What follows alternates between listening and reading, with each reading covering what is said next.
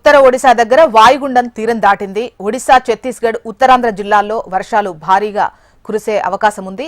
సముద్రం అలజడిగా మారింది. ఈ నేపథ్యంలో సముద్రంలో ప్రమాద హెచ్చరికలు కొనసాగుతున్నాయి. మత్స్యకారులు అప్రమత్తంగా ఉండాలని అధికారులు సూచిస్తున్నారు. వెదర్ రిపోర్ట్ అందించేందుకు అనురాధ సిద్ధంగా ఉన్నారు. అనురాధ, చెప్పండి, వాయుగుండం బలపడడంతో ఇటు ఛత్తీస్గఢ్, ఒడిశా అండ్ ఉత్తరాంధ్రలో కూడా వర్షాలు పడే అవకాశం ఉంది అని వాతావరణ శాఖ చెబుతున్నట్టుగా తెలుస్తోంది. ఉత్తరాంధ్రలో పర్టికులర్ గా ఏ ప్రాంతాల్లో వర్ష ప్రభావం ఎక్కువగా ఉండేటువంటి అవకాశం ఉంది?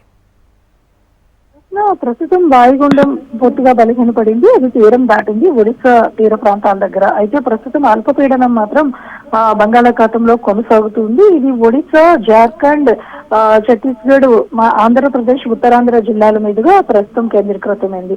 దీని ప్రభావంతో వచ్చే 3 రోజులు కూడా ఉత్తరాంధ్ర జిల్లాలంటే ఉత్తర కోస్తా ఆంధ్ర జిల్లాలన్నింటిలోని కూడా వర్షాలు కురుస్తాయని చెప్పి వాతావరణ శాఖ అప్డేట్ చేసింది. ముఖ్యంగా శ్రీకాకుళం, మన్యం, విశాఖపట్నం, అల్లూరి, విజయనగరం, విశాఖ తీర ప్రాంతాలన్నింటిలోని కూడా వర్షాలు కురుస్తాయి.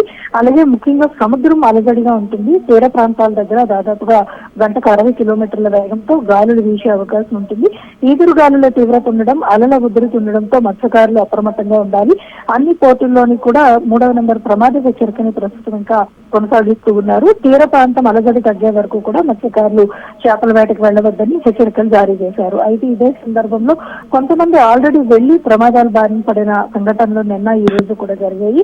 ఎవరైనా ఒకవేళ తీర ప్రాంతాలు మధ్యలో అంటే ఒడిశా నుంచి ఇటు విశాఖపట్నం వరకు ఈ తీర ప్రాంతాల మధ్యలో గనక చేపల వేటకు వెళ్లిన వాళ్ళు ఉంటే కనుక వాళ్ళంతా కూడా షెల్టర్ జోన్స్ తీసుకోవాలి. మరొక 2-3 రోజుల పాటు రద్దీ ఉంటుంది కాబట్టి ఈ చేపల వేటకు అనుకూలమైన వాతావరణం ఉండదు, ప్రమాదాలు జరిగే అవకాశం ఉంది కాబట్టి అప్రమత్తంగా ఉండాలని చెప్పి వాతావరణ శాఖ సూచనలు జారీ చేసింది. విపత్తుల శాఖ కూడా మత్స్యకారులను అలర్ట్ చేసింది.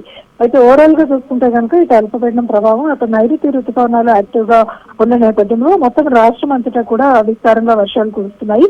దక్షిణ కోస్తా ఆంధ్ర జిల్లాల్లో తేలికపాటి జల్లులు, ఇటు ఉత్తర కోస్తా ఆంధ్ర జిల్లాల్లో మోస్తారు నుంచి భారీ వర్షాలు కూడా కురిసే అవకాశం ఉంది. అటు పోలవరం వరకు కూడా వర్షాల తీవ్రత ఉంటుంది అన్నది వాతావరణ శాఖ అప్డేట్ చేసింది. ప్రస్తుతం రద్దీ ఉంది కాబట్టి మత్స్యకారులకు మాత్రం అప్రమత్తత ఉండాలి. హెచ్చరిక మెసేజ్లు అయితే కొనసాగుతున్నాయి. మిగిలిన అన్ని చోట్ల కూడా కొంత పొడి వాతావరణం, మేఘావృతమైన వాతావరణం ఉంటుంది. జ్యోత్స్న.